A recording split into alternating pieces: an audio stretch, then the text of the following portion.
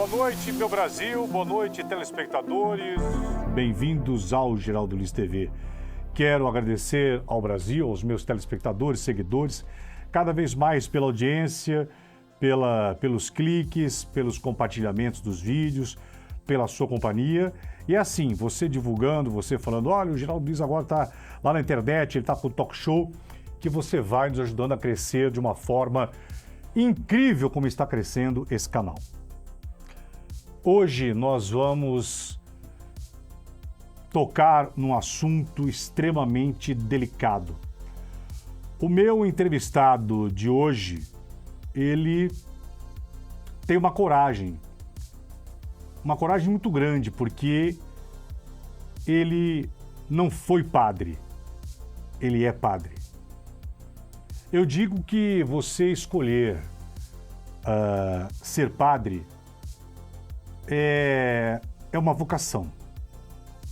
Você entrar para um seminário, você estudar ao longo de anos para viver, e você sabe que você vai ter uma vida reclusa, solitária, levando a palavra de Deus em uma das igrejas mais respeitadas, uma das religiões mais respeitadas e de maior número do mundo. Quando a gente fala da Igreja Católica, nós estamos falando só aqui no Brasil. Você sabe quantos milhões de católicos? Você sabe, como católico, quantas igrejas nós temos aqui no Brasil? Mas, católicos ou não, nos últimos tempos, acompanhando, e não precisa ser pelos telejornais, mas pelas mídias digitais, nos últimos anos vem sendo cada vez mais constante o número de denúncias envolvendo escândalos sexuais. Bispos, padres, pessoas que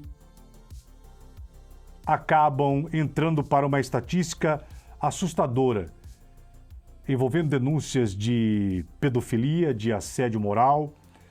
Veja agora as manchetes, que nós selecionamos algumas, de escândalos sexuais dos últimos tempos, registrados a diversos órgãos de imprensa pelo Brasil e pelo mundo.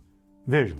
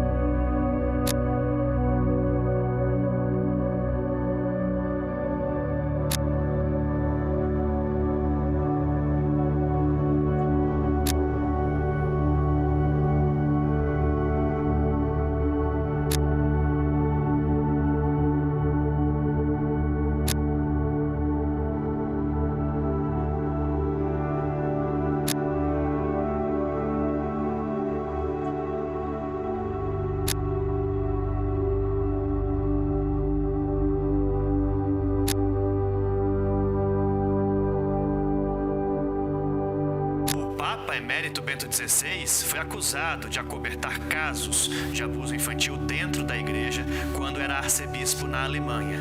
Nas notícias internacionais, a gente destaca para vocês que mais de 300 padres e bispos estão envolvidos em um novo escândalo sexual nos Estados Unidos. Assédios e denúncias do Brasil e mundo afora. Está aqui nos meus estúdios, e eu quero agradecer a presença dele, que saiu de madrugada do interior do estado de São Paulo e rodou mais de 420 quilômetros até chegar na capital paulista. Pode cortar para ele. Esse homem que vocês estão vendo é o padre Jorge Aparecido da Silva, sacerdote da diocese, hoje, da maravilhosa cidade de Catanduva, no interior do estado de São Paulo. Um sacerdote que já está há 9 anos com a batina, vai me falar por que decidiu ser padre, mas nos últimos tempos este homem vem tomando algumas páginas de jornais porque ele resolveu denunciar um assédio que sofreu dentro da Igreja Católica com um bispo, o qual ele conviveu durante anos. Essa denúncia acabou sendo encaminhada ao Ministério Público. De início houve uma resistência, depois um novo encaminhamento, novas denúncias, e agora nós estamos à frente do primeiro bispo da Igreja Católica no Brasil a virar réu em denúncias graves onde um padre o denunciou. Padre Jorge, eu quero agradecer a sua presença aqui nos nossos estúdios, na Geraldo Luiz TV, de ter saído tão cedo lá do interior. E a pergunta que eu lhe faço, essa coragem veio quando de denunciar um bispo da sua diocese e por quê? Boa noite. Boa noite, Geraldo. Boa noite todos aqueles que nos assistem. Olha, eu diria que não foi nem coragem, foi assim um esgotamento. Desde o começo, eu nunca desejei ter que levar um bispo, né, para um tribunal, para a justiça, né? Porém, eu também não aceito a forma desigual que a igreja vem tratando o caso. Desde o começo, o que eu queria é que ele fosse afastado, até transferido para outro lugar, né, mais distante, né? Quando ocorreu, né, a proposta era ele ir embora, né, ou deixarem eu sair da diocese, né, indo para outro lugar, né, exercer meu ministério. Porém, depois eu fui sabendo de novas vítimas, né? E não tem como pegar e pular de um barco, né? Que até então você doou a sua vida por ele, né? Deixando outras pessoas lá em perigo, né? Então foi quando eu decidi continuar na diocese e enfrentar essa situação. Mas imediatamente eu procurei na época Dom Eduardo Benes, que ele pegou e foi administrador apostólico lá na diocese, e pedi que ele tomasse as devidas providências, ou seja, noticiar os fatos, né, para o núncio apostólico aqui no Brasil, né, e também pedir uma investigação, né, para que esse homem, né, para que os fatos fossem apurados, né, anonimamente. Anonimamente não é talvez a adequada expressão, eu diria de uma forma sem ninguém saber. Tanto para ele poder viver o ministério dele, né? Porque eu acho que talvez um erro na vida, né, é mais do que uma vida de erros, né? E também porque eu não queria exposição com o meu nome, com a minha imagem, né? Eu queria continuar vivendo o meu ministério sem que ninguém soubesse. Porém, infelizmente, a igreja peca gravemente em não tomar providências, né? Aquilo lá foi sendo arrastado por praticamente um ano, né? E novas vítimas, né, ao longo desse percurso, né, foram também sendo atacadas por Valdir Mamed, né, por negligência de Dom Moacir Silva, que era o então metropolita, né, o arcebispo de Ribeirão Preto, né, que não tomou as providências. Ele foi deixando outras vítimas, né, expostas e sofrendo demais. Nessa questão foi necessário Dom Eduardo pedir 4 vezes para o núncio apostólico aqui no Brasil para que tomasse providências, porque o caso só foi piorando, foi se agravando, minha saúde também foi ficando muito delicada. E depois até o ponto que quando a igreja decidiu afastá-lo, depois de uma demorada investigação, né, da qual até o Dom Moacir comprova para o reitor da época que eu não fui a única vítima de Valdir Mamed, Áudios que já foram vazados também comprovam que teve mais vítimas, né? Mas a igreja insiste em calar essas pessoas, né? Que têm medo depois de perder sua vocação por dizer a verdade, né? Daí, até que tudo isso ocorreu, eu também não desejava levá-lo à justiça. Embora eu tinha pedido que meu nome fosse reservado e todo mundo ficou sabendo quem foi o primeiro a denunciar, né? Eu ainda gostaria que tivesse ficado assim, meio que acobertado, não é a palavra, mas eu diria Que ficasse no sigilo da investigação dentro da própria Igreja Católica. Sim, para não expor a minha imagem, não expor a minha vida, não expor meus sentimentos, não expor meu sofrimento. Não é fácil você dar a cara a tapa. E lá o pedido era que apenas ele ficasse sabendo que eu havia denunciado, porque eu não queria que ninguém mais soubesse que eu tinha passado por tudo isso. Padre, nós estamos, meu telespectador, essa é a foto que nós estamos colocando, nós estamos falando da denúncia que o Ministério Público aceitou, e hoje ele é réu, o bispo Valdir Mamed. É esse o bispo que nós estamos falando. A foto, enquanto eu estou agora mostrando ao meu telespectador, que está aqui no Geraldo Luiz TV, contra esse bispo que vocês estão vendo. Quantas denúncias, padre, fora do senhor, quantas outras denúncias surgiram pós a sua contra o bispo Valdir? Olha, que eu saiba, eu já tive que comparecer, né, à delegacia lá de Catanduva em outros 2 casos, né? Inclusive está uma grande repercussão, né? Porque o mesmo promotor que falou que no meu caso não havia indícios de prova e mandou arquivar, depois que nós conseguimos reabrir o inquérito policial e houve a denúncia, em um desses casos que eu fui testemunha da pessoa, porque ela de fato veio, procurou, porque eu era o representante do clero, né? Os padres fazem uma espécie de eleição e aquele padre fica ao longo de 4 anos, né, como representante do clero daquelas 17 cidades em torno de Catanduva. Uhum. Então, seminaristas vieram me pedir ajuda, né, devido estarem passando por aquela mesma situação.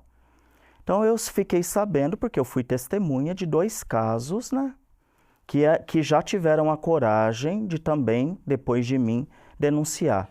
Mas, infelizmente, o promotor, né, como o senhor vê nas manchetes lá locais, né, novamente cometeu o equívoco, para não dizer o desrespeito com a vida, né, da pessoa que tem essa coragem de levar algo tão trágico na vida, né, mandou arquivar também o caso de um ex-seminarista que também denunciou. Padre, o senhor fez são 27 páginas. Eu acho que 26, quando o procurador de justiça aqui do estado de São Paulo, né, a manga longa, determinou que o 5º promotor da vara da comarca, né, lá de Catanduva, denunciasse, né, Valdir Mamed, eu soltei sim essa nota, né, com 26 páginas, e nela está totalmente pormenorizados os motivos que fizeram, né, eu chegar a esse ponto, né, de levar a público, né. Vocês imaginem um padre, no exercício da sua função vocacional, como sacerdote, abrir, através de páginas escritas, detalhadas, minuciosas, os detalhes do que aconteceu dentro da igreja envolvendo esse escândalo sexual com o bispo Valdir Mamed, hoje réu. Ele vai ser agora julgado em breve. E eu confesso ao senhor que eu recebi agora aqui essas 26 cartas extremamente reduzidas, mas em alguns parágrafos assim, padre, a gente se assusta em ler. É, porque não é apenas Dom Valdir envolvido em abuso sexual naquela diocese, né?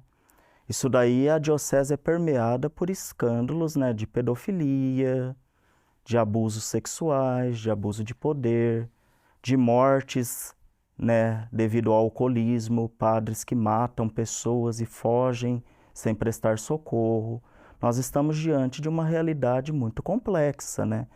Para uma igreja que deveria ser promotora de vida e vida em abundância, está sendo um celeiro de coisas muito contraditórias, diria até anticristãs, né? Num ambiente que deveria cultivar a vida, o amor, o respeito, a dignidade ao próximo, né? Ouvir o senhor falar como jornalista, aliás, os colegas jornalistas, eu tenho certeza da repercussão nacional e até internacional que vai ter essa entrevista que eu estou tendo aqui com o padre Jorge.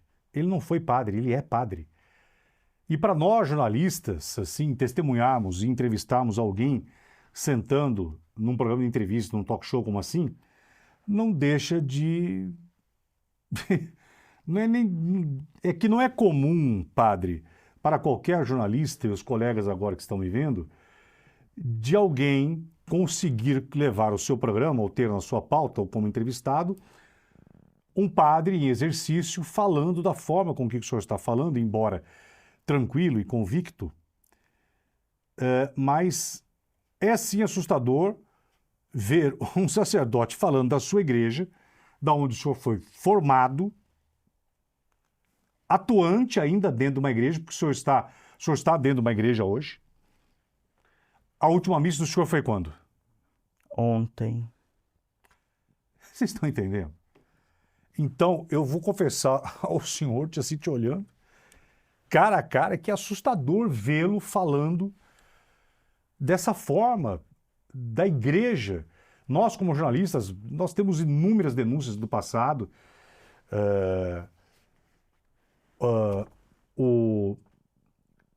Os papas tiveram nas suas costas, nossas últimas gestões, inúmeras e pesadas denúncias. O próprio padre Francisco começou o Papa Francisco falou, teve uma fala dele fortíssima sobre essas denúncias desses sacerdotes, mas ver a gente ouvir assim é muito mais pesado, muito mais. Geraldo, é um juiz, né, que eu não vou dizer o nome, né, ele pegou um dia, eu cheguei, né, porque eu também sou advogado, né, eu terminei o curso de Direito, né, e ele pegou... Por que o senhor resolveu, como padre, fazer o curso de Direito? Todos me fazem essa pergunta e ela, inclusive, eu fiz questão de responder nessa carta. Quando eu estava recém-ordenado, eu fui enviado para uma paróquia São José, lá de um município ao lado de Catanduva, chamado Itajobi.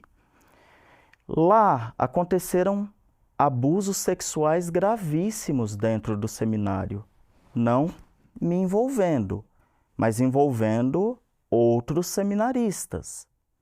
E eu, desde aquela época, comecei a denunciar para o bispo Dom Otacílio Luziano da Silva, que acobertava todas essas situações e imoralidades do padre que era reitor do seminário. Quando o senhor levava essas denúncias ao Dom Otacílio, o senhor levou pessoalmente ou o senhor comunicou ele por documento? Pessoalmente, por escrito. Bem, quando você esteve com o Dom Otacílio, qual foi a reação dele e a postura dele na época? Infelizmente, o acobertamento ainda fala muito forte, né?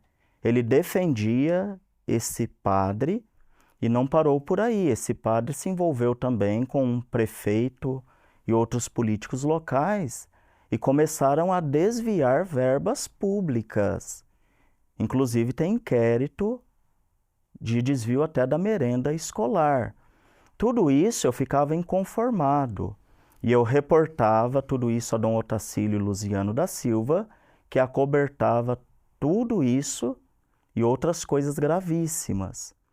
Mas nesse contexto, Tinha uma promotora lá na comarca de Itajobi muito atuante, doutora Patrícia, que eu até cito ela nesta carta. E eu peguei e fiquei assim apaixonado pela atuação que ela fez naquela comarca. A mulher não tinha medo de enfrentar.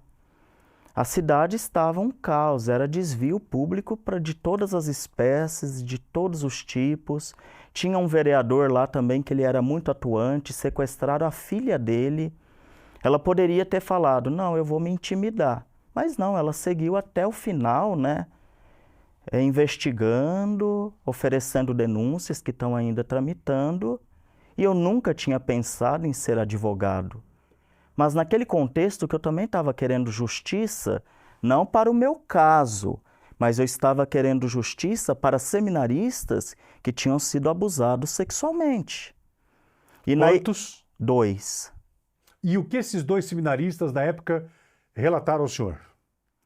Então, o padre lá, ele se envolveu com um garoto, esse garoto até se prostituía, né? E não sei bem o que aconteceu, mas o padre contratou esse garoto para trabalhar lá na paróquia, e não só trabalhar, mas ele começou a frequentar a casa paroquial.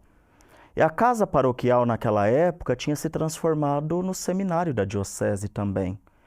Nós temos um quarto, um prédio que o primeiro bispo construiu com 44 quartos. Mas o bispo, querendo economizar, fechou todo aquele prédio e levou todo mundo para morar lá na paróquia São José de Itajobi, numa casa paroquial improvisada. E colocou esse padre para ser o reitor e eu lá para ajudar na paróquia, que é muito grande, e para dar aulas para aqueles seminaristas. Foi quando eu tomei ciência desses abusos sexuais e comecei, desde aquela época, a informar Dom Otacílio Luziano da Silva a gravidade do que estava acontecendo dentro daquela casa paroquial, que era também o seminário. Isso em que ano, o senhor lembra? Sim, comecei lá, quando eu fui no último ano, como seminarista ainda. Já do final de 2016 eu cheguei lá, né? Daí foi o ano de 2017, né? Ano de 2018, tentando clamar, né, por justiça, para terminar com toda aquela situação, sem precisar de escândalo, mas a igreja, na pessoa de Dom Otacílio Luziano da Silva, não tomou nenhuma providência, deixando, inclusive, dinheiro público ser desviado com o pároco daquela cidade, né, Padre Vanderlei, se beneficiando, né, de dinheiro, inclusive de merenda escolar. Então aquilo lá foi um grito muito grande, porque eu queria justiça dentro da minha igreja. Desde criança, se o senhor vê o vídeo da minha ordenação que foi vinculado, desde criança eu desejo ser padre, eu queria ser padre. Então era uma dor muito grande ver a situação que estava, né, a diocese dentro do seminário que vai formar outros padres. Então, quando eu vi aquela promotora com aquela atitude, eu peguei e falei, olha, o direito na minha vida eu acho que vai se encaixar bem. Porque eu tenho vontade de ver, né, a justiça, né, de ver a igualdade, de ver essa equidade, né. E aquela mulher, né, a gente muitas vezes acha que a mulher no Brasil, né, tão desvalorizada.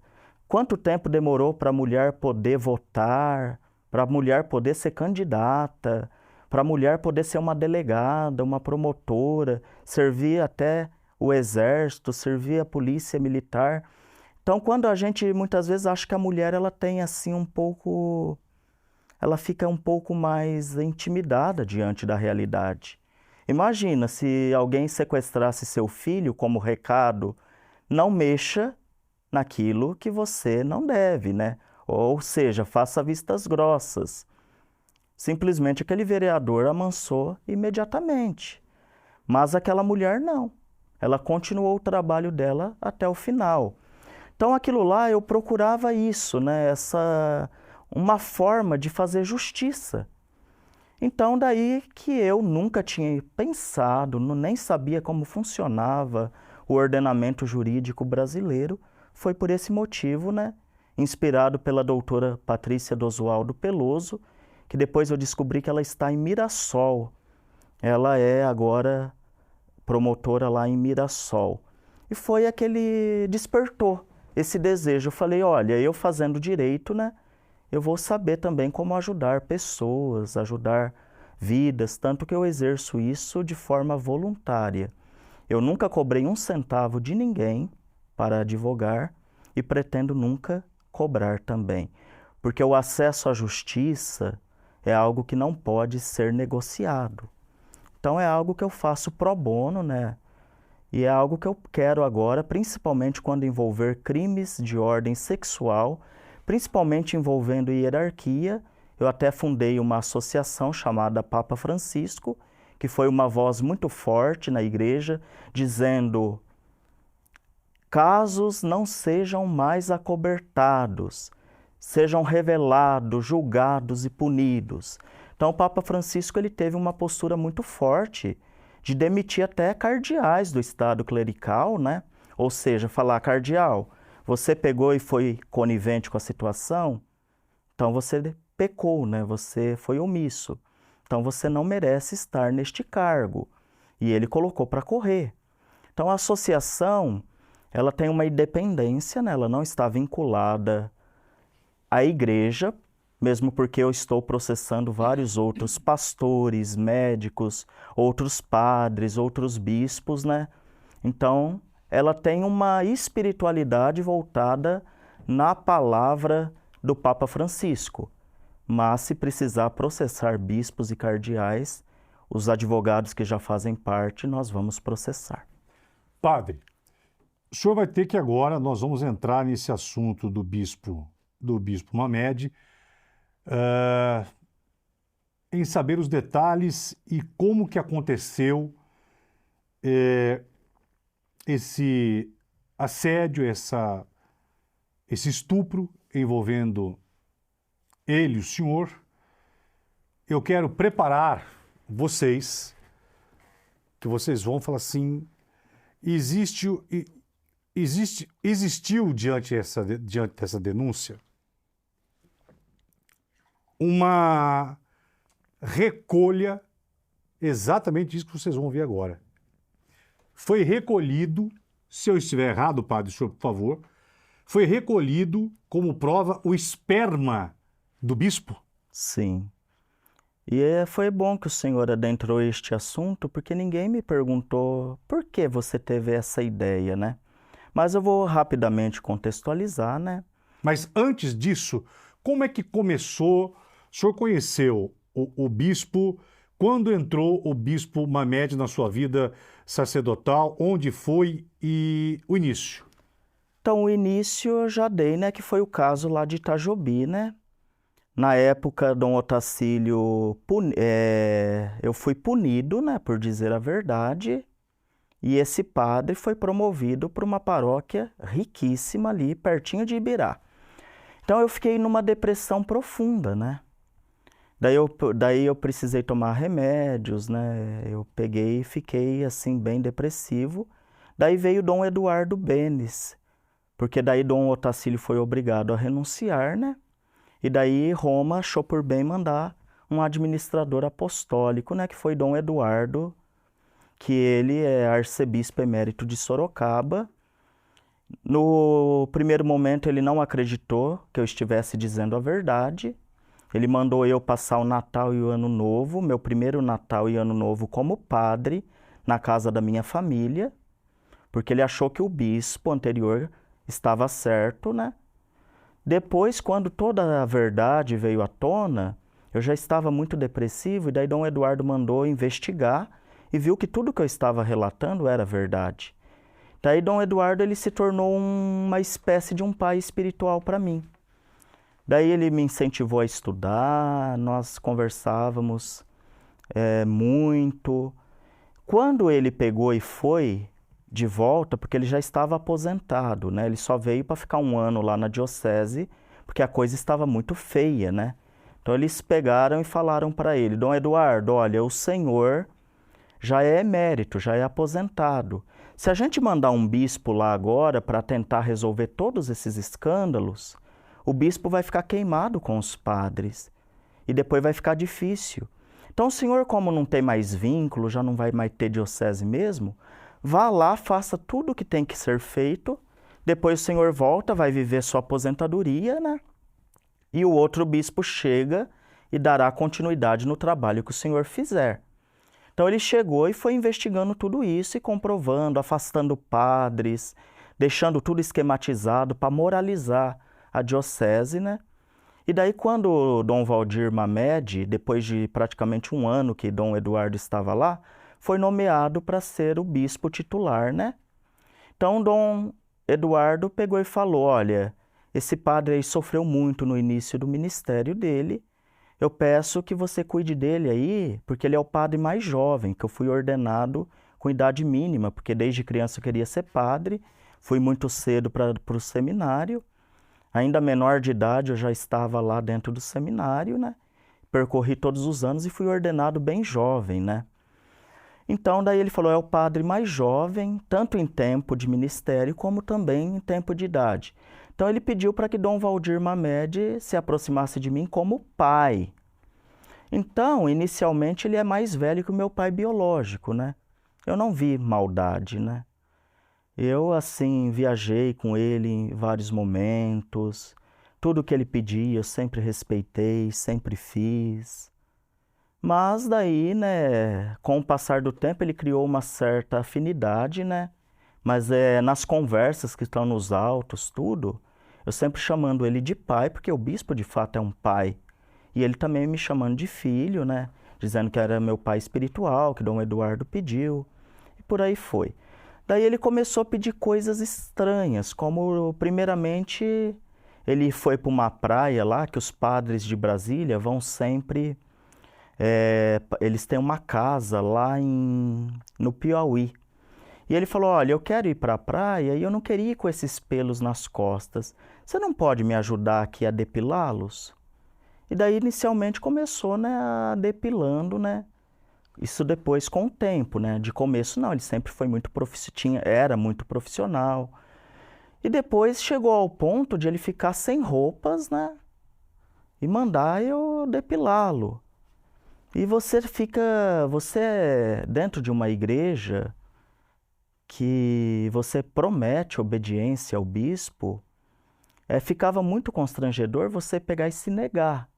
Não é que a gente queria fazer, mas como ele me tratava como filho, a gente até se sujeitava, né, achando que tivesse, né, assim, auxiliando, porque ele falava, olha, eu só tenho coragem de pedir isso para você porque eu te considero como filho, para outro jamais eu pediria. Porém, um dia... ele pegou e me chamou, né, para levá-lo até o aeroporto, e ele tinha acabado de reformar e inaugurar uma casa, que é o Palácio Episcopal. Aqui fica a Cúria, no meio fica essa casa, que é uma mansão, né, que ele gastou muito dinheiro lá, numa época até de pandemia, que todo mundo estava passando necessidade, e do outro lado ali, no mesmo quintal, é o seminário. Daí começaram os problemas. Enquanto ele morava lá num apartamento que 4 pessoas dividiam o mesmo andar por bloco, era impossível ter esse contato, né? Bastava dar um grito, todo mundo... Esses crimes, infelizmente, ninguém faz eles debaixo de uma câmera filmando, né? Só 3 pessoas vão presenciar. A vítima, o agressor e Deus. Então é muito difícil você ter provas concretas, né? Mesmo porque você não está preparado para o que aconteceu a primeira vez. Como eu ia levá-lo para pegar um avião com destino a Brasília, e ele sabia que eu tomava todos esses remédios, para eu não ter que acordar tão cedo, ele pediu para eu dormir naquela casa. E eu peguei, tomei meus remédios, né? E ele falou, vamos assistir a alguma coisa aí, até... Porque eu falei, tá bom. Daí ele pegou e abriu um sofá, cama lá, né? E daí nós ficamos deitados. E o sofá é tão grande que ele tem uma largura, uma espessura muito grande, né? Então, você toma esses remédios, né? Porque eu já tomava por causa do fato que eu narrei inicialmente, né? Dá uma sonolência, você não tem mais aquele reflexo, aquela habilidade. Então você está meio... E outra, eu já havia assistido aquele filme naquela semana. Porque daí eu peguei e falei, o senhor já assistiu o filme O Poço e o Pêndulo? Que fala sobre a Inquisição Espanhola permeada por abusos sexuais. Eu lecionava a história da Igreja Antiga. Eu falei, eu pedi para os meninos assistirem na terça-feira esse filme. Eu assisti junto. Vamos assistir então ele?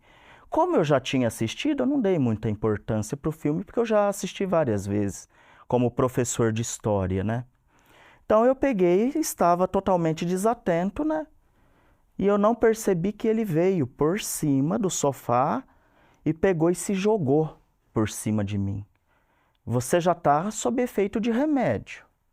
Você não está esperando uma atitude dessa porque você está considerando a pessoa como pai. Tem um fenômeno na psiquiatria que meu médico sempre fala, gera uma paralisia, né? O susto é tão grande que você pega e fica assim meio que sem reação, é a palavra. Você não está esperando por isso, né?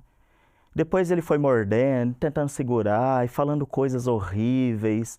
Depois ele pegou, até no meu depoimento eu falo que ele fez a penetração do órgão genital na minha boca usando de força, né? E daí muita gente fala, pô, mas como que você vai deixar colocar um pênis na sua boca, você não vai morder? Daí vem outro fato. Como eu disse, apenas 3 pessoas sabem o que ocorreu. Eu, ele e Deus. As pessoas quando falam, nossa, mas deixar colocar um pênis na boca e ejacular lá... Gente, um professor meu questionou isso, o Coronel Azor. Ele falou, mas você não... Falei, coronel, foi muito bom o senhor ter me perguntado isso. Porque muitas vezes a gente pega e se coloca dentro da cena a partir de nós. Eu falei, eu não sei o tamanho do seu órgão genital, mas o dele é coisa muito pequena, Geraldo. Não tinha, foi mais que esfregando, né? É um órgão pequeno, né? E ele também, as outras vítimas... e o psiquiatra que atendeu, que é lá de Ibirá, sabe que a coisa é muito rápida. Ele tem uma espécie de ejaculação precoce. Não é algo que fica lá 15, 20 minutos. Não, foi coisas assim muito rápidas, né? Então que você não tem tempo nem de pensar, quanto mais de agir. É uma ejaculação precoce, é um órgão genital, não querendo difamar, mas é muito pequeno. Então, por isso foi possível, né? Tudo isso, né? E com aquela... Você já está sob efeito de remédio. Ele pega e pula em cima. Você fica assim, sem reação, né? Dá um trauma tão grande, né? E depois eu peguei, né? Eu queria colocar uma pedra em cima, porque ele me pediu perdão. No dia seguinte, eu nem levei ele no aeroporto. Não tinha como escapar, porque quem conhece lá... É tudo muro alto, com cerca elétrica, só ele tinha o controle. Fim de semana na Cúria, fechada, seminário, todo mundo vai. Os seminaristas vão todos para alguma paróquia ali da região fazer, né, os seus estágios pastorais. Então, diante de uma chácara dentro da cidade, só estávamos eu e ele. E eu não tinha como sair. Mesmo porque já sob efeito ali de remédio, né, eu tenho... Desde que aconteceu essas coisas, eu durmo pouco ali, umas 3, 4 horas de sono no máximo por dia, né? Meu relatório médico demonstra que eu fiquei com várias síndromes, né? É uma despesa com remédio e com médicos, psicólogos muito alto, né? Mas eu achei que ia terminar por aí. Daí que entra essa questão que o senhor falou, mas e esse esperma, como que aconteceu? Daí eu fiquei, dali alguns meses, 2 seminaristas foram até Ibirá, porque eu era o representante do clero, me pedir socorro porque estava acontecendo as mesmas coisas. Mas nisso a igreja já sabia o que estava acontecendo. As mesmas coisas também envolvendo o Dom Valdir Mamed, mas agora não comigo, com outros seminaristas. Como o seminário ficou ali no mesmo quintal da casa dele, depois que ele passou a morar lá, as coisas ficaram incontroláveis. Porque ele pegava e ia lá, imagina um bispo falando para o seminarista, eu quero você aqui na minha casa. O seminarista, no desejo de querer ser padre, vai obedecer o bispo, né? Porque na igreja ou você obedece ou você é colocado para fora, como estão tentando fazer comigo. É uma monarquia, o bispo é soberano. Ele que julga, ele que faz a lei e ele também vai executar a lei. É uma monarquia dentro do Brasil. Então você não tem muito o que querer, é a palavra do bispo, você, para ser ordenado, tem que prometer obediência e não tem o que fazer. Se você na formação já pega e é desobediente, você é colocado para fora. Então, diante desse sonho de ser padre, outras pessoas também foram abusadas. E daí, no carnaval do ano seguinte, 2023, 2 seminaristas foram até a casa de Ibirá, porque na época o carnaval lá, o senhor frequenta sempre, né, aquela região, era um carnaval muito badalado, né, e eles quiseram, e eu hospedei esses 2 seminaristas, né, um é padre e o outro agora teve a coragem e denunciou, o outro fica em silêncio com medo de ser perseguido dentro da igreja, o que denunciou o promotor agora mandou arquivar também, falando que não tem provas, né.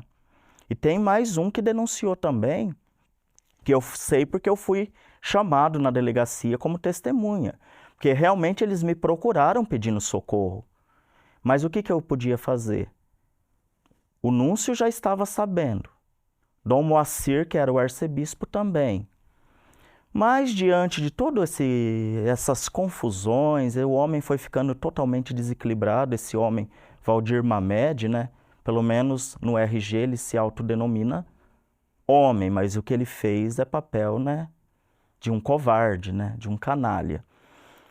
Daí ele pegou e nesse tempo ele pegava e fazia chamadas de vídeo, né, e se masturbando, e queria a todo custo minha presença, e eu fui me desvencilhando de tudo.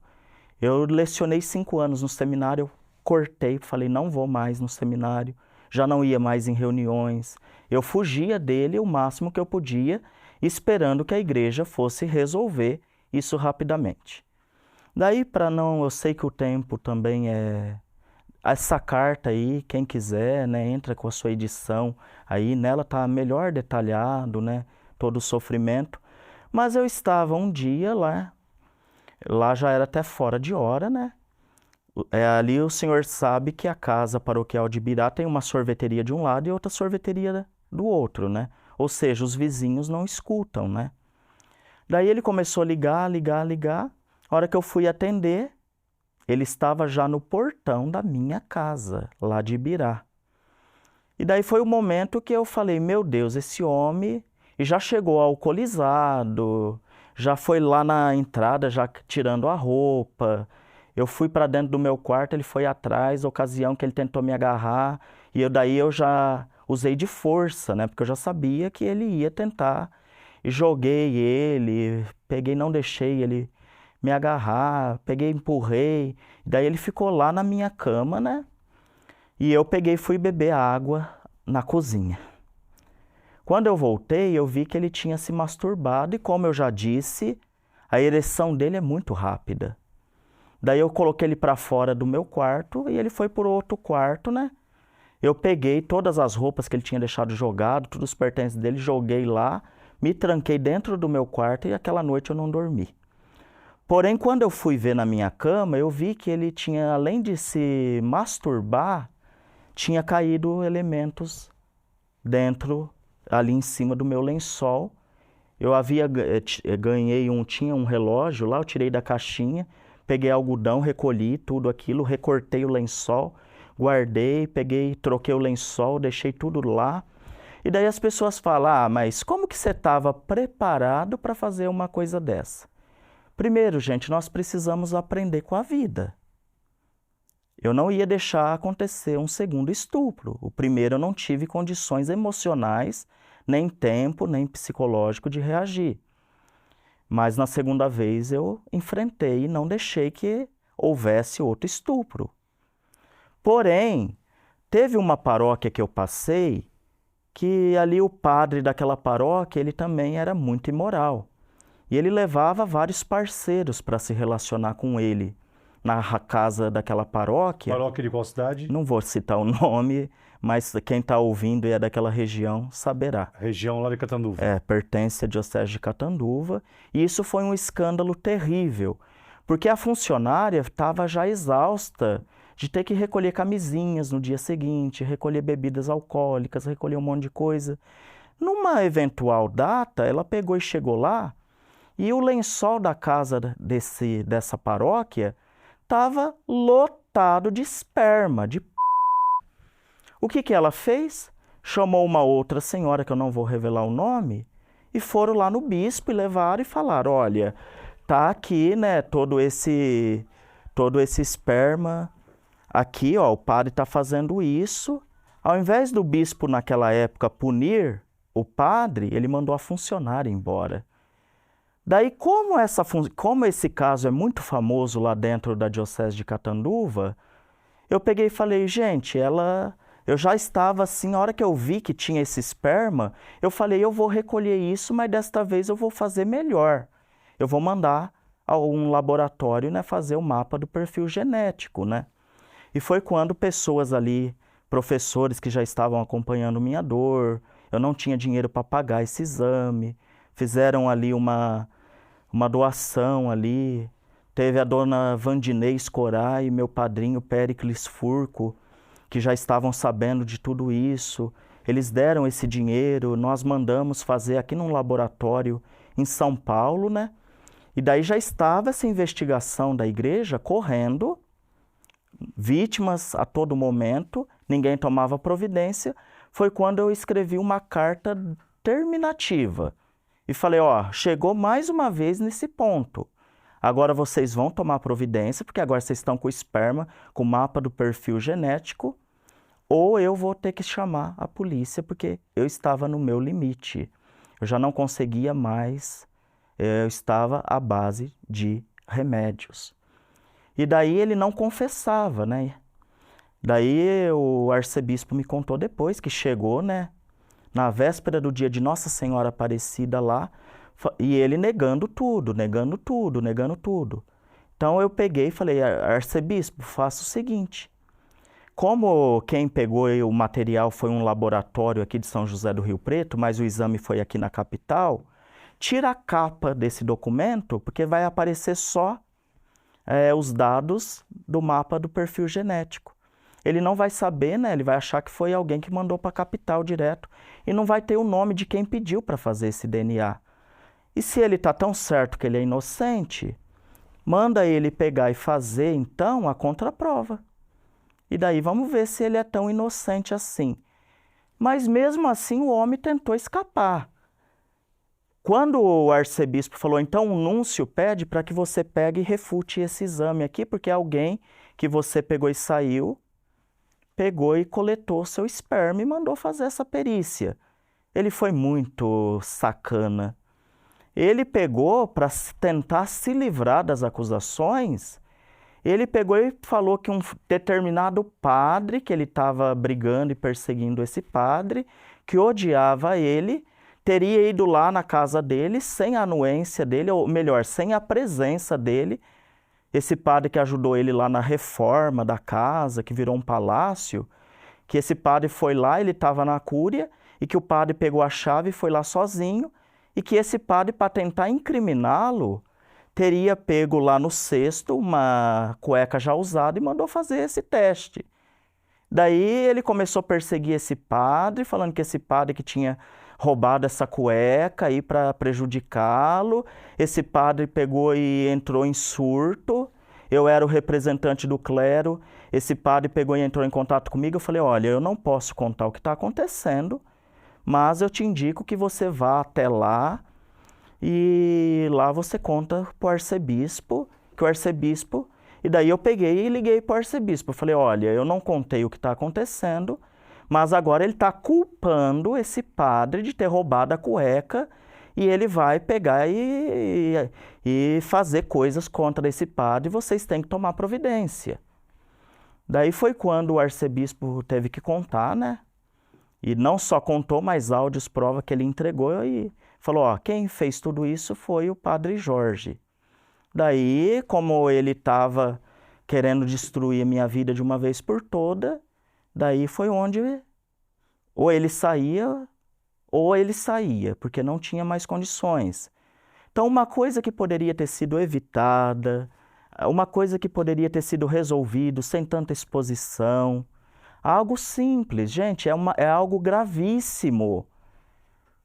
Agora, assim, simplesmente queriam acobertar, queriam colocar panos quentes, e até hoje eu sou muito perseguido por ter adotado essas posturas que eu adotei e venho adotando. Inclusive, ontem, Geraldo, eu soltei uma nota, né, que é algo muito complicado, né, é algo muito grave. Não é só escândalo sexual que a Diocese de Catanduva e região ali, né? Eu mandei para Roma já milhares de páginas denunciando coisas grotescas ali, não apenas de Valdir Mamed, mas de outros bispos ali da região, né? Estou esperando uma resposta que está demorando a vir, né? Fui obrigado a ser afastado. Agora que eu voltei, né? Minha alta foi a semana passada, mas eu fiquei meses, né, de cama. Foi um tratamento muito evasivo. 14 remédios por dia, mais de 20 comprimidos ao longo do dia. E no meio desse contexto tudo, tinha um grupo de seminaristas que gostavam dessa situação e tiravam proveito disso. E um desses seminaristas simplesmente pegou, embriagado, um carro, atropelou uma mulher e fugiu. E daí foram fazendo busca até que descobriram quem era o seminarista. E daí o Valdir Mamed colocou pano quente em toda essa situação. E isso é grave, porque a Diocese de Catanduva já pagou 2 indenizações altíssimas. Uma foi um padre que agora está fora de combate, alcoolizado, matou lá uma mulher, deixou a criança também, fugiu sem prestar socorro, teve que pegar e pagar indenizações altíssimas. E depois um outro também, a polícia achou mesmo o DNA de um homem que foi morto em acidente, no para-choque do carro da paróquia que ele usava. A paróquia na época, a diocese na época teve que pagar mais de R$500 mil, isso daí há quase 20 anos atrás. Então, quando eu fiquei sabendo dessas situações, foi tudo num pacote só. Eu falei, olha, além de ele estar abusando de poder para proveito sexual, estão acontecendo todas essas barbaridades. Essa carta eu ainda não juntei ao processo para não escandalizar demais os juízes que vão, porque o foco agora é abuso sexual. Porém, eu denunciei muitas outras coisas que, a meu ver, não pode ocorrer dentro de uma igreja. Mas daí, com muito custo, nós conseguimos pegar e mandar esse seminarista embora, né? E outros ali também. Quando o atual bispo de Catanduva, Dom José Benedito Cardoso, chegou, ele não queria colocar esse menino de volta para dentro do seminário? Gente, que respeito nós estamos tendo com o povo de Deus? Daí eu estava ainda na formação, o reitor lá é muito sério, pegou e falou, se o senhor acolher, eu saio da formação. Depois teve uma segunda tentativa de trazer o menino de volta para a formação. Daí nós conseguimos impedir de novo. Quando o promotor pegou e arquivou o meu processo, o senhor acredita que eles trouxeram esse menino de volta para a formação, sabendo que o menino praticou inúmeras coisas incompatíveis ao querer ser padre, praticamente atropelar uma pessoa e fugir, como se aquilo lá fosse, nem com animal nós fazemos isso, quanto mais com uma vida humana. Então ontem eu soltei a última nota, né, criticando, porque lá a Diocese de Catanduva, o mês inteiro está falando dízimo, dízimo, dízimo, dízimo, dízimo, vamos aumentar, vamos aumentar. Porém, vai aumentar o dízimo para quê? Para pagar indenizações depois milionárias, porque o bispo não toma providência e não evita coisas piores? Tirar daquelas senhorinhas, tirar daquelas idosas que recebem salário mínimo, o dinheirinho delas, fazer elas trabalhar em quermesse para pegar esse dinheiro limpinho e pagar indenizações porque os bispos não tomam providência com casos concretos e sérios. Então, ontem eu estava muito nervoso e eu soltei um vídeo, né? E soltei também uma nota questionando porque eu não concordo com a presença indevida desse menino que foi dispensado por prova suficiente que a atitude dele não é condizente com quem que deseja ser padre, ainda mais de uma igreja católica apostólica romana. E daí nós estamos também vivendo, as vítimas, Geraldo, nós estamos dependendo. Desde que eu denunciei, a igreja cortou praticamente quase tudo que eu tinha direito, né? Nós estamos agora tentando, canonicamente, agora até judicialmente. Meus remédios são amigos que estão tendo que pagar. A diocese cortou minhas consultas nos psicólogos e nos psiquiatras. São amigos meus que estão tendo que pagar. Meus advogados, para conseguir desarquivar tudo isso, foi uma família lá, ali de Santa Adélia, que está pagando. Minha alimentação, eu tenho uma mãe dependente. Eles praticamente tiraram tudo de mim e de outras vítimas que estão tendo que custear os remédios. Em contrapartida, esse bispo, o primeiro bispo a tornar-se réu por abuso sexual no país, recebe altos, gordos salários, todos os benefícios dele, e ainda a diocese deu um carro 0 km para ele, enquanto eu estou tendo que andar de a pé, dependendo de veículos de aplicativo, tendo que pagar meu aluguel, pagar minha alimentação, pagar minhas despesas médicas com a ajuda das pessoas, enquanto quem é o causador de tudo isso continua vivendo uma vida de príncipe à custa desses dízimos que eles estão fazendo o mês inteiro campanha para aumentar.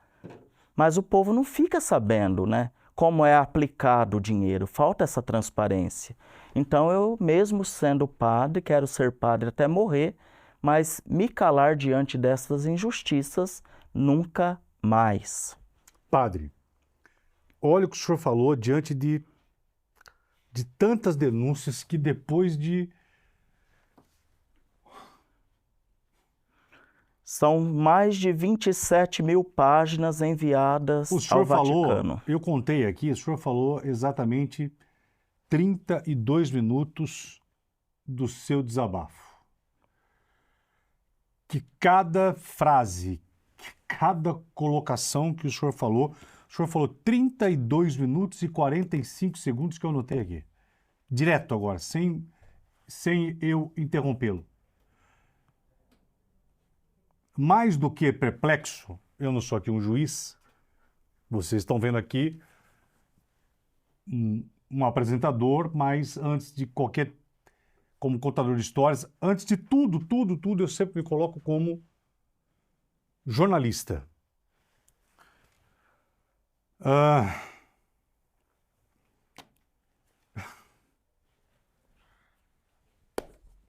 Eu estou da mesma forma que vocês do outro lado agora, que durante esses 32 minutos e 42 segundos, vocês ouviram o que é difícil a gente ouvir de um padre, em exercício de um padre na sua função, e depois de tudo, e depois desses 32 minutos de denúncias, de acusações, de desabafo, de um testemunho que o senhor está afirmando, o senhor me fala no final, o senhor quer continuar sendo padre. A pergunta que eu lhe faço, diante de tantas outras, é: o que o senhor quer? O que o senhor espera da Igreja Católica? O que o senhor espera do Papa? O que o senhor espera da Diocese de Catanduva? Agora sou eu que lhe bombardeio com todas as perguntas do mesmo jeito que o senhor colocou todas essas toneladas e pesos. Para nós que viemos da Igreja Católica, ouvir isso por que o senhor quer continuar sendo padre? O que o senhor espera da Igreja Católica? O que o senhor espera do novo Papa? O que o senhor espera da sua vida? Eu não sou psicólogo, psiquiatra, mas nota-se claramente na sua postura de voz, na sua conduta vocal, nos seus olhos, que o senhor não está bem, que isso lhe Nunca mais eu serei o mesmo, né? É uma tristeza muito grande, né? Foi uma frustração gigante, né? E por que, diante dessa frustração, o senhor não vai ser mais o mesmo e por que que o senhor quer, se a justiça lhe der ganho de causa, como falam, por que continuar sendo padre? Olha, Geraldo, quem me chamou não foi o Papa, quem me chamou não foi o bispo, nem conhecia ele naquela época. Quem me chamou foi Jesus. E Jesus, ele nunca falha comigo. Tem um juiz lá da vara da família, lá de Catanduva. Antes desse último afastamento meu, eu cheguei lá transtornado, né? Transtornado, e ele falou, doutor, e ele sabe que eu sou padre também, o senhor não está bem. Agora eu estou melhor, mas foram muitos meses de cama. Atualmente eu acho que eu tomo mais de 10 medicamentos diários, né? Para eu estar hoje aqui falando. Eu tentei falar com o senhor há 4 meses. Eu não estava. Eu bati na casa do senhor e o senhor não atendeu várias vezes. Tentei ligar para o senhor. Sim. O senhor não me respondia. Tentei através de 2 pessoas, uma que dizia que tinha acesso ao senhor, e não sei se essa pessoa mentiu, essa pessoa disse que também não conseguia falar com o senhor. Teve uma outra situação que eu quero lhe revelar, que está no meu outro celular, que essa pessoa tentou falar com o senhor ficou incomunicável quase 2 semanas sem responder essas pessoas. São remédios, né? Porque eu quis, em determinado momento, tirar minha própria vida, né? A dor era a dor, a humilhação. Então, os médicos derrubaram, O senhor sabe o né? que o senhor acabou de falar? Um padre falando para mim. Derrubaram. Um padre acabou de falar que pensou em tirar a própria vida. É muita... Isso daí tinha tirado meu chão, né? Desde criança querendo ser padre. O chão da injustiça, o chão... Eu posso lhe fazer uma pergunta? Desculpa, padre. Eu não vou chamar de doutor, porque o senhor, embora tenha... O senhor tem o título da OAB? Tenho. Eu advogo em favor das pessoas que não têm acesso à justiça, né? Gratuitamente. E eu percebi que dentro do senhor existe alguma coisa como justiceiro. Sim, eu tenho... Revolta. Por isso que eu criei essa associação, eu sou fundador da Associação Papa Francisco, que eu até peço aí para vocês porque nós estamos começando sem nenhum centavo no caixa, né? Mas eu quero advogar de graça, principalmente nesses casos aí de violência doméstica, exploração sexual, pedofilia. Também quero cuidar aí de dependentes químicos, de crianças que são tiradas da família, programas sociais. Padre Jorge, mas posso te perguntar uma coisa? Eu sempre lutei pela verdade, custe o que custar. Essa é algo que eu vou levar até o túmulo, né? A verdade não é para quem tem dinheiro e pode comprar. Padre, preciso lhe falar uma coisa. Nem sei se você deveria, como um ex-jornalista policial, que denunciou durante muito tempo. O senhor está olhando aqui para um jornalista que, na época, denunciou um caso de pedofilia de um padre de Rio Claro, num acampamento. Quem é de Limeira sabe disso, que eu sempre fui combatente, sempre fui combativo, sempre a coragem me trouxe até aqui. Ah, mas você fez só questão de padre, você persegue padre? Não. Denunciaria também se fosse um pastor, se fosse um... que fosse. Mas eu vou lhe dizer uma coisa muito séria. Muito séria, professor, presta atenção no que eu estou lhe falando. O senhor tem medo de morrer? O senhor já foi ameaçado? Sim, eu recebi algumas ameaças. Por parte de quem?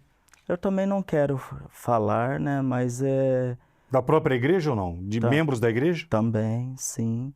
Olha, medo de morrer, para quem queria tirar a própria vida, então medo de morrer eu não tenho. O senhor está mexendo com gente poderosa. Sim, versus política. Sim, eu estou mexendo em algo, né? A associação, ela tem por esse viés, né? Cuidar do meio ambiente também, mexer, né? Mas... Padre, a igreja é muito poderosa. Em todos os aspectos. Por isso que em muitos casos termina em pizza. Ninguém quer brigar com poderosos. Geraldo, ser forte com quem é fraco é muito fácil.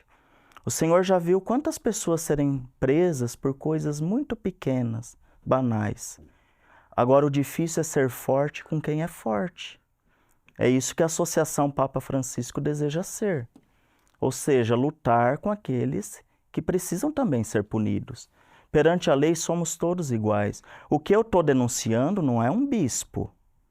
Se ele fosse um professor e estivesse fazendo isso, eu estaria denunciando a pessoa.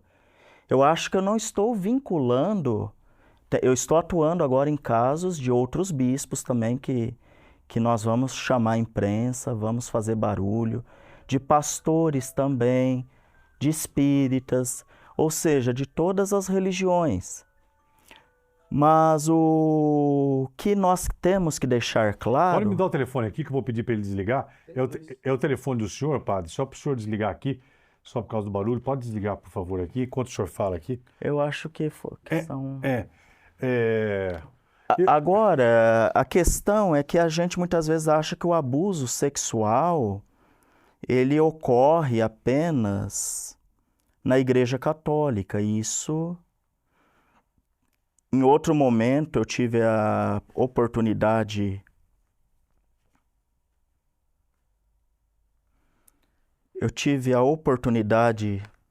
de citar um exemplo que aconteceu ali, bem próximo ali, né? Não vou citar o nome, mas era um ancião, né, da congregação cristã do Brasil. Daí a mãe levou a filha ao médico, né? E lá ela percebeu, né, a médica percebeu que a filha estava com uma doença sexualmente transmissível. Fez o exame na mãe, a mãe também estava. Ou seja, a mesma pessoa que estava molestando a filha, a mãe passou a molestar a filha. Passou, ou seja, chamaram a polícia, fizeram tudo o que deveria ser feito e chegaram numa pessoa que era casado, mas ele não pegou essa doença da esposa. Ou seja, isso indica que ele traía também a mulher. E foi denunciado? Foi preso, isso daí aconteceu. Muitos falam, não, a Igreja Católica está passando por isso por causa do celibato. Libera todo mundo para casar, que isso... Não é o celibato, é caráter. Se fosse o celibato, Geraldo, por que esse ancião ali, do lado, precisaria abusar da própria filha?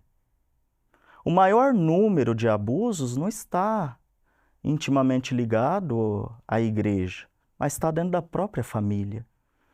E se nós não tivermos um grupo de apoio especializado para cuidar dessas vítimas, a pessoa faz loucura. Por que a maioria dos padres denunciados por assédio moral, por escândalos sexuais, voltam lá na própria região, lá? Teve um padre agora que recentemente foi flagrado nu com os caras tomando cerveja e tal. O cara voltou já está na missa? Voltou a... Colocaram ele, inclusive, no meu lugar, né? Porque eu saí de atestado médico, ele está lá no meu lugar. Infelizmente, aqui... Espera só um pouquinho, não estou sabendo. Será que é o mesmo que nós estamos falando? Creio que sim. É um lá da região de Catanduva, vazaram fotos dele, o padre pelado, tomando cerveja, nu, tinham os outros rapazes com ele, e ele foi retirado, só que agora fiquei sabendo que ele voltou lá na paróquia. Sim, eu saí de afastamento médico, né? Devido a vários assédios morais por parte do bispo. Depois que eu peguei e denunciei, o atual bispo diocesano tem feito da minha vida um caos. Um caos. É de chorar tudo que eu estou tendo que passar por arbitrariedades dele. Por exemplo? Olha, um exemplo muito prático. Quando eu estava doente lá em Ibirá, que o médico pegou e falou, olha, não é momento do senhor mexer com um padre, ele não pode agora ser retirado da casa paroquial. Ele pegou e deu dias para eu deixar a casa paroquial, senão ele ia me processar no tribunal da igreja por desobediência, né? Então, eu mesmo doente, ele não proporcionou nenhum outro lugar para eu ficar. Meu padrinho, que teve que alugar uma casa às pressas. Quer dizer, a igreja não lhe ofereceu tratamento ou apoio? Não, cortou tudo. Lá o Luciano, né, é testemunha. 2 vezes a igreja foi lá e falou, olha, está proibido de entregar os remédios do Padre Jorge. Se entregar, até ele pegou e doeu no coração quando o Luciano, lá da farmácia, ali pertinho ali, pegou e me ligou e falou, olha, o bispo pegou e ligou e falou que se nem um AS infantil é para te entregar, porque senão ele não vai pagar. Então são muitas humilhações, né? Porque eu não pedi para ficar doente, eu entrei e fui ordenado sem tomar um comprimido por dia, agora mexe com tudo isso, né? E padre, e me diga, o senhor não respondeu, por que esses padres envolvidos com escândalos... isso pode pegar, por favor. Por que esses padres não são... Por que esses padres não são totalmente investigados e voltam como esse padre pelado da cerveja voltou para a própria diocese, para a própria paróquia? Eu não gostaria de entrar nesse debate, né? Porque é justamente isso que essa é a pergunta que eu estou fazendo a Roma, né? Essas mais de 27 mil páginas, né? Que já foram lá, né? É porque a pessoa foi condenada por pedofilia não é crime, é doença, né? Mas por práticas envolvendo menores de 14 anos, né? Estão ainda no ministério. Eu também não... Essa pergunta eu também gostaria, Geraldo, de saber. Se o senhor puder consegui-la para mim, né? Porque Papa Francisco ele deixou muito claro, né? Tolerância zero em muitas coisas. Mas na prática isso não vem ocorrendo, né? Por que o senhor não desiste de ser padre? Por que o senhor não larga a batina? O senhor já me perguntou 3 vezes, depois nós fomos entrando em outros assuntos. Eu até cheguei a citar. Eu estive lá, né, antes deste último afastamento e também não terminei de falar, né? Você pediu um exemplo do que o bispo fez para mim, né? Daí ele pegou e me tirou, me acusou de várias coisas, não apresentou nenhuma prova, pegou e jogou nas minhas costas uma dívida, sendo que essa dívida na paróquia, o povo até hoje não sabe que houve desvio por parte do pároco anterior.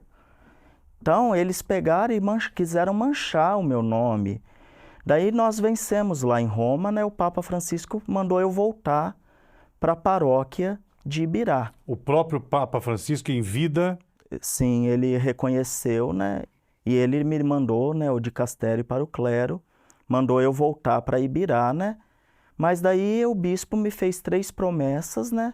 Que se eu não voltasse para lá, para ele não perder a moral, não perder a autoridade, porque ele tinha acabado de chegar ali, ia me cumprir 3 coisas. Eu acreditei na palavra dele e até hoje não cumpriu nenhuma.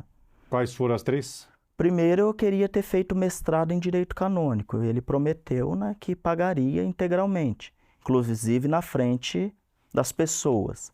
Segundo, ele tinha me prometido que eu ia, como o Papa eu tinha o direito de voltar para a paróquia de Ibirá, eu falei, olha, eu não quero mais voltar para lá, mas eu quero uma missa de despedida e nela eu vou falar toda a verdade, o que aconteceu, o porquê está essa dívida. Porque me culpar sem falar o que os outros Mas jamais fizeram... Jamais eles dariam para o senhor Eu acreditei mesmo porque... Jamais eles dariam à igreja para o senhor abrir o microfone para falar com os párocos a respeito disso. Mas agora o judiciário está sendo palco disso, né? Porque eu fui acusado indevidamente, né? E agora eu estou buscando, né? É o meu nome, né? É a minha imagem, né? Mas a minha vontade era ter voltado em missa aberta e contar tudo que eles omitiram do povo. Porque acusar sem ter provas, incriminar, difamar, ainda mais lá em Ibirá, que eu tive que tomar posturas muito duras, com coisas que vinham se arrastando por gerações, né? Devido padres ali que têm o coração morando dentro daquela cidade, e famílias altamente totalitárias que eu enfrentei, né? Inclusive, processei vários lá, né? Simplesmente, mas o combinado era essas 3 coisas. meu mestrado em Direito Canônico, essa retratação em público, e o terceiro, como o próprio documento do Papa, ele me acusou de tantas coisas que ele apresentasse as provas, porque daí eu ia processá-lo como pessoa física de tudo aquilo que ele me acusou em reuniões abertas lá, denegriu minha imagem. Então, nada disso ocorreu. Mas daí eu peguei, né, para não voltar para lá, eu aceitei a paróquia Imaculada Conceição lá de Catanduva. Ele usou de muito rigor comigo, mandando que eu saísse da casa estando doente. Eu cheguei lá, eu já tinha tomado posse como pároco, e ele não fez o outro padre desocupar a casa. Eu precisava ficar viajando todos os dias entre Catanduva e Ibirá, tomando esse tanto de remédio. Quem toma esses remédios sabe que depois você dá aquela moleza, tendo que acordar de madrugada para rezar a missa de domingo logo 7 horas da manhã, você tinha que acordar mais cedo, tomar banho, vir. Depois não tinha onde descansar. Esse padre deixou dezenas de gatos abandonados lá na casa paroquial lá e nas dependências. Eu pedia para ele, olha, tem que tirar esses animais, não são meus. Daí a gota d'água que fez culminar no meu último afastamento médico é que nesse período de depressão eu me apeguei muito a um cachorrinho, né, um Spitz alemão, eu comprei, né, e coloquei até o nome do animal de Benes, porque o bispo que denunciou, esse bispo que eu considero como pai, é Dom Eduardo Benes, né? Eu falei, vou colocar o nome desse cachorro de Benes, né? E esse cachorro era muito apegado comigo, e eu com o cachorro. Quantas noites, dias na cama jogado, e aquele cachorro sempre junto, né? A única pessoa que ficou o tempo inteiro era aquele cachorro. Daí eu fui lá para o Círio de Nazaré, né? E deixei o cachorro lá para as funcionárias cuidarem. Isso daí eu tomei posse em março. Isso já era outubro. E ele não tinha tomado nenhuma providência com esse padre, que já não era mais o pároco, deixou a casa tudo destruída, deixou dívidas na paróquia, deixou uma situação de calamidade. Daí, eu estava descendo lá em São José do Rio Preto, depois de voltar do Círio de Nazaré, e meu celular, imediatamente, fotos do meu animalzinho de estimação rasgado ao meio. Os cachorros que o outro padre deixou lá, que ele foi avisado tantas vezes que era para tirar aqueles animais, porque o padre já não tinha mais vínculo nenhum comigo. Se eu não saísse da paróquia de Ibirá, eu seria processado por desobediência ao bispo. E esse padre que ficou até outubro, sendo que ele teve 2 meses antes para tirar tudo e não tirou, ficou até outubro com todas essas coisas lá, com esses cachorros bravos. Na frente dessa paróquia é uma escola, esses cachorros quase já machucaram até crianças. Ele não tomou providência nenhuma. E esses cachorros desse padre escaparam de novo e mataram o meu animal de estimação. Isso daí, às vezes, quem não ama animais de estimação pode falar, isso é bobagem. Mas para quem enfrenta síndrome do pânico, depressão generalizada, ansiedade, num momento tão conturbado, você vê seu cachorro, depois que você tirou uma semana só para tentar descansar, lá ainda dentro do avião, ver aquele cachorro despedaçado e eles ainda dando risada, falando, isso daí ele está fazendo aí, o que é um cachorro? O que é um cachorro? E hoje nós sabemos que um cachorro, principalmente para mim e para tantos que defendem animais, é membro de uma família. Tanto que hoje você vê o judiciário aí determinando visitas a animais, determinando até pensão para animais de estimação. Então, daí eu fiquei, o médico falou, padre, isso é só um dos episódios. Mas falou, padre, o senhor vai ficar novamente descontrolado. Porque foram tantas humilhações contínuas e eu já não estava aguentando. Daí eu peguei e fui obrigado a me afastar, né? Depois ele foi fazendo outras coisas, colocou coisas que estavam no escritório, porque eu sou o pároco de lá até hoje. Em sacos de lixo, mandou jogar fora coisas que nem minha eram. Foi fazendo tantas vinganças, tantas maldades comigo, que até hoje eu tive alta parcial a semana passada, mas eu não me sinto mais confortável de voltar. E daí, como eu fiquei todo esse tempo, desde outubro do ano passado até agora, em afastamento, daí ele nomeou esse padre que, por acaso, o Senhor citou para estar lá como administrador paroquial lá nessa paróquia, né? Olha, eu fico pensando, ouvindo tudo isso do senhor, quem sou eu, mas enfim, está na justiça agora, o bispo Dom Valdir Mamed vai ser agora julgado, vai passar por julgamento, é o primeiro bispo do Brasil católico a sofrer esse tipo de julgamento, isso é histórico. Mas eu fico pensando aqui, o senhor falando, se... E vocês vendo em casa, agora quase terminando essa entrevista. Geraldo, esse homem vai ter força para continuar sendo padre? Tem que continuar? Se fosse eu, pegava a batina, jogava a batina e falava, tchau, vou viver minha vida, vou advogar, mas não vou ser padre. Geraldo, Porque o isso, senhor não... e essa pergunta que já... O senhor vai voltar a ser feliz? Hoje, sendo padre, o senhor é feliz? Olha, como eu disse, a minha crise não é com a instituição. A doutrina da Igreja Católica é belíssima. Os ensinamentos, os evangelhos de Jesus são maravilhosos. A minha briga é para que isso seja colocado em prática. Agora, se os bons abandonam, fica... O senhor está sozinho nessa briga dentro da igreja? Pouquíssimos padres lá tiveram a coragem de me apoiar, de escrever, porque a maior parte tem medo, né? Porque a perseguição é grande. Mas para não terminar esse programa, né? Eu peguei, né? A hora que aconteceu tudo isso com o meu cachorro, e daí o bispo me pediu para eu ficar mais ali uns 15, 20 dias até eu sair de afastamento médico. Eu ainda estava com uma audiência, né? E daí eu fui até lá na vara da família, né, de Catanduva, e tem um juiz lá que eu gosto muito do jeito íntegro dele, né? Eu admiro pessoas que estão assim, uma pessoa de muita postura, né, o Dr. Cláudio, né? E ele viu que eu não estava bem. E ele não sabia ainda que eu era o padre que tinha denunciado, E daí, lá em meia hora, lá eu contei meio por cima para ele, e ele pegou e me fez essa pergunta. Falou, padre, mas por que o senhor agora não vai só advogar, não vai ser professor, não vai viver sua vida, não abandona tudo isso? E daí eu respondi exatamente disso. Tem 3 pessoas, na verdade 4, que me estimulam a continuar na igreja. Uma delas é o Roberto Tanús. Quando eu fiz a teologia, eu terminei assim muito descrente.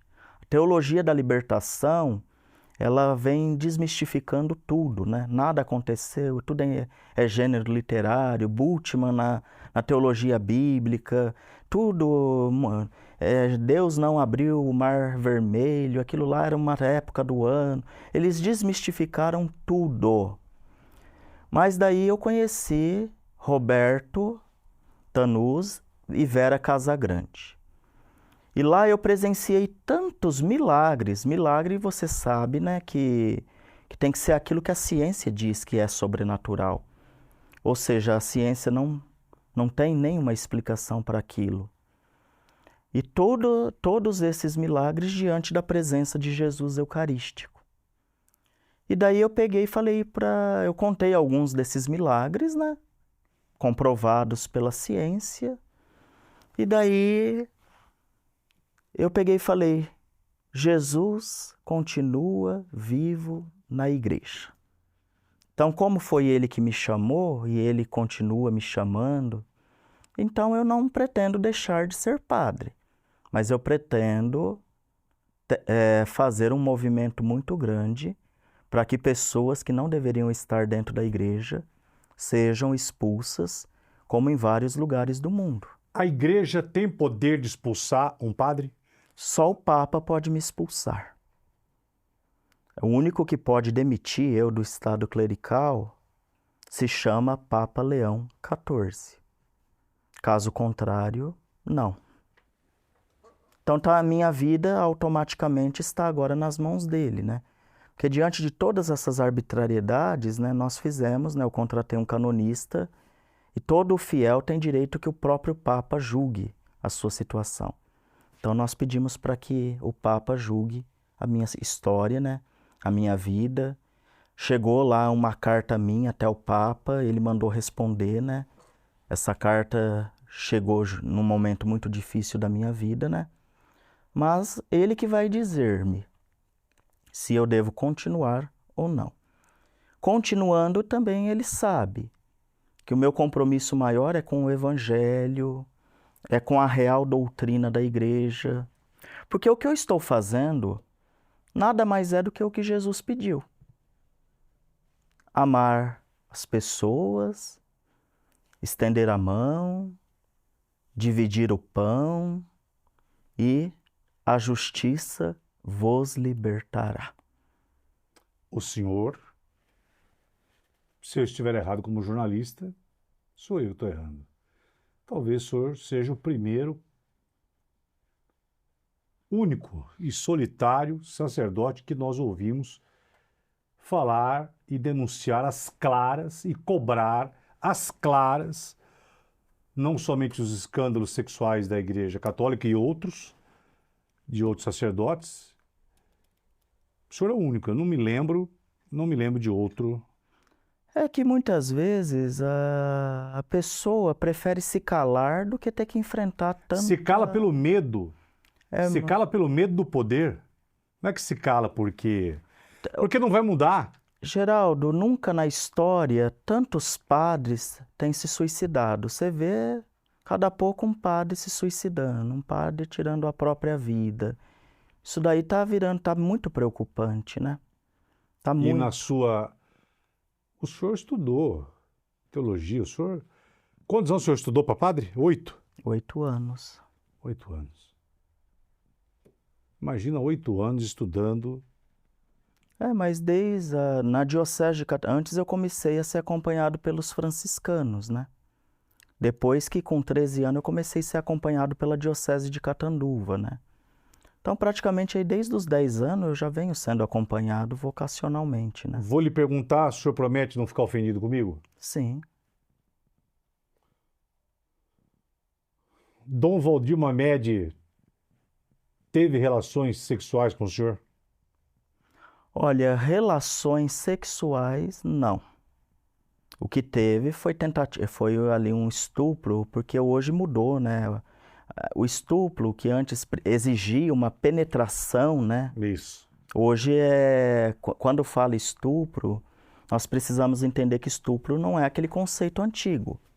E também foi muito ampliado. Até o marido, se ele forçar a esposa, né? Mesmo casado, se ele forçar uma relação, já é estupro, usando de O senhor falou violência. que ele usou o telefone celular para fazer ligações de vídeo para o senhor? Isso daí já tem doutrinadores que falam que só isso daí já também é um estupro. O que é? Ele ligou uma vez para... Não, ele ficava ligando por vídeo, nu, se masturbando e ele bebe e perde o controle. Essa que é a verdade, né? Ele é um alcoólatra que bebe e depois cria coragem de fazer coisas que talvez, estando sóbrio, né, não faria. Padre, para finalizar... Mas deixando claro, não houve penetração. Tá. O que houve foi ele pegar, né, mordidas, né, uso de emprego de força, o beijo lascivo, né, essa intronização, né, introdução, melhor dizendo, né, do pênis, né, ejaculação, né, essas são as ferramentas. Mas nunca tivemos relação sexual e nunca dei liberdade para que o mesmo, né, e muito me preocupa também outras vítimas agora tendo essa coragem de procurar a polícia, é muito humilhante. E depois, novamente, esse promotor mandando arquivar coisas que não deveriam ser arquivadas, né? Que deveria ir a julgamento, uma vez que já vai esse caso também, né? Que as outras pessoas tivessem também voz, né? E vez na sociedade. Padre, para finalizar, se a decisão da justiça não se contesta, se cumpre. A gente não sabe qual que vai ser. O bispo já virou réu. Claro que, se eu perguntar para o senhor o que o senhor espera da justiça, justiça. Mas é isso, o senhor está preparado para os dois lados da justiça, para os dois lados da balança da justiça? Ela vai pesar para o senhor? Ou vai pesar para o Dom Mamed? Infelizmente, o senhor que foi quantos anos repórter desses tipos, né? 34 anos. A balança, o senhor mesmo sabe que pesa sempre para o lado... Mais fraco. O lado mais fraco na história, né? Quem sou eu, né? Economicamente falando, né? Com o poderio que uma igreja católica apostólica romana tem no Brasil. Mas se a justiça for cega, provas temos o bastante para condená-lo. Agora, se ela se vender, daí já foge, né, da minha alçada. Mas vamos confiar, né? Vamos ver, né, como que tudo isso agora, né? Só de ter conseguido reabrir esse inquérito, ser denunciado... O senhor foi longe demais, o senhor sabe isso. Foi. O senhor foi longe demais. Tem casos piores que eu estou acompanhando agora, que tinham muito mais substâncias, muito mais substrato, mas a justiça se calou. Então vamos ver, né? Por isso que eu acho que agora a imprensa ela vai ter um papel predominante nisso, né? Porque se esse caso terminar em pizza, nós, sinceramente, podemos desacreditar que o judiciário brasileiro funciona. A última pergunta. O senhor acredita que exista ainda muitas dores silenciosas nos corredores de seminários à noite? Olha, quando eu tive a coragem, Geraldo, de dar a primeira vez minha cara à tapa, só numa semana chegaram mais de 1000 denúncias. Não preciso dizer mais nada, né? Quero agradecer a sua coragem de ter saído de tão longe, de ter vindo até aqui em São Paulo. Não de ter se exposto, porque o que ele...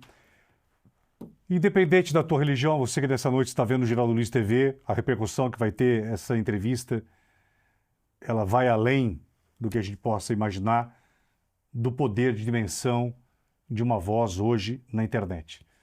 A internet hoje ela é uma... sem precedentes. Mas é claro que diante das inúmeras denúncias da Igreja Católica, a qual eu tenho um profundo respeito, porque existem pessoas muito sérias, sacerdotes muito sérios, uma igreja que arrebanha milhões. Eu, na minha casa, eu sou devoto de Nossa Senhora de Fátima, nascido no dia de Nossa Senhora de Fátima. Eu mandei construir uma igreja dentro da casa minha e do meu filho. Nós temos uma igreja, uma capela de Nossa Senhora de Fátima. Já fui para Fátima 14 vezes. Então é alguém aqui que tem as ligações muito fortes e que a gente espera que cada denúncia, quando surgir, que seja realmente apurada, que a igreja mude a forma de investigação e a punição. Lembrando que o Papa Bento XVI, o senhor pode me corrigir, que ele pediu perdão diante de ter se calado da omissão das denúncias de pedofilia diante de colegas sacerdotes. Estou errado? Estou certo ou errado? Vários papas, né? Até o atual papa já pediu perdão às vítimas nas últimas visitas, né? Mas esse perdão não pode ser uma performance. Esse perdão tem que ser um compromisso de evitar, né, que essas mesmas páginas, né, venham a ser repetidas, né, em outras vidas, né? Parabéns pela tua coragem, acima de tudo. E eu quero que não como padre, mas eu quero desejar que, como ser humano, você se recupere psicologicamente. O abalo que se tem desses crimes sexuais contra crianças, adolescentes, homens ou mulheres, só quem passou já sabe. Fica claro para mim, eu não tenho esse conhecimento psiquiátrico, psicológico, mas é claro que tudo isso que aconteceu envolvendo a tua vida pessoal, a tua vida como padre, é claro de te olhar e ver que isso o abalou profundamente. O senhor está altamente sequelado por essa luta que cansa, esgota e deflagra na gente outras doenças que nós nem sabemos. Então, como o senhor disse, Deus sabe de tudo. Que Deus coloque as mãos, porque aquilo que aconteceu e que eu não sei até onde, mas somente o senhor, o bispo e Deus, acima de tudo, sabe da verdade. Deus sabe da verdade. Por isso que a justiça, né, o STJ, ele sempre fala que quando a palavra da vítima tem outros argumentos que cooperam com a palavra da vítima, deve prevalecer. Esse fato de outras pessoas agora estar denunciando, as provas que tem lá, indícios suficientes de que eu não fui o único prejudicado nessa relação abusiva de poder, já mostram, né, que não é apenas eu, mas foi um grupo de pessoas que estavam sob o cuidado hierárquico daquele que deveria ser pai, mas que, no entanto, né, violentou muita gente. Basta ver todas as provas já vazadas, né? Áudios comprovando indício de materialidade com outros, né? Então a luta não é apenas por mim, é por todos. O senhor perdoa Dom Mamed pelo que ele fez? Olha, Eu estou perguntando isso a um padre. Jesus disse, perdoai 70 vezes 7. olha, o perdão tá sendo muito difícil, né? Falar assim que eu não tenho mágoa, que eu não tenho, às vezes até ódio de tudo que eu passei por causa da conduta dele. Então eu não posso mentir, eu ainda não consegui perdoar. Mas só o tempo, né, e a misericórdia e o bálsamo da graça de Deus, né? Isso não foi uma entrevista. Não foi. Isso foi uma reflexão. Compartilhem esse vídeo. Dê o like, acione o sininho. Compartilhe esse vídeo. É preciso a gente abrir a discussão sobre esses temas altamente dolorosos. E tudo que se fala da questão sexual envolve a exploração, a questão de crianças, de adolescentes, de famílias, de meninos que ocorrem isso dentro de casas, de meninas que estão silenciosamente ainda aos olhos da própria família que não consegue ver ou não quer. Esse assunto, ele dói na alma. Mais uma vez, muito obrigado pelo respeito que o senhor teve de vir até aqui, seu desabafo e parabéns pela tua coragem. Forte abraço, padre. Muito obrigado pela oportunidade. Se eu não fiz antes é porque eu não tinha realmente condições. Mas eu estou atrás dele há quase meio ano. 6 meses da insistência de buscar que ele pudesse falar e dar espaço à sua voz. Eu sou o Geraldo Luiz, este é Geraldo Luiz TV. Um forte abraço, até o nosso próximo encontro.